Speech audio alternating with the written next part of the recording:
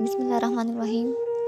ایک گاؤں میں ایک باپردہ خاتون رہتی تھی، جس کی ڈیمانڈ تھی کہ شادی اس سے کرے گی جو انہیں باپردہ رکھے گا۔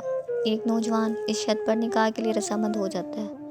دونوں کی شادی ہو جاتی ہے، وقت گزرتا رہتا ہے، یہاں تک کہ ایک بیٹا ہو جاتا ہے۔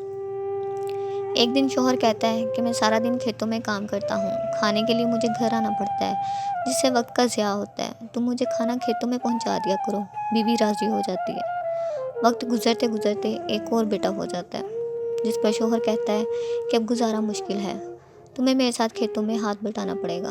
یوں وہ باپردگی سے نیم پردے تک پہنچ جاتی ہے، اور تیسرے بیٹے کی پیدائش پر اس کا شوہر مکمل بے پردگی تک لے آتا ہے۔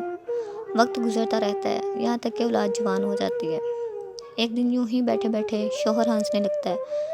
بیوی سبب پوچھتی ہے تو کہتا ہے کہ بڑا تو پردہ کرتی تھی، آخرکار تیرا پردہ ختم ہو گیا، کیا فرق پڑا پردے اور بے پردگی کا، زندگی تو اب بھی ویسے ہی گزر رہی ہے۔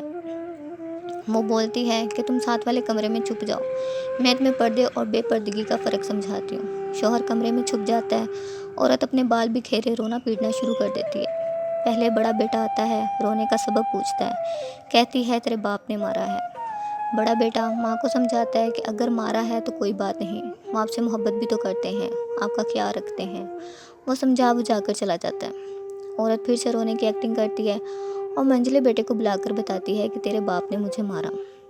منجلے بیٹے کو غصہ آتا ہے، وہ باپ کو برا بھلا کہتے ہوئے ماں کو سمجھا بجھا کر چپ کروا کر چلا جاتا ہے۔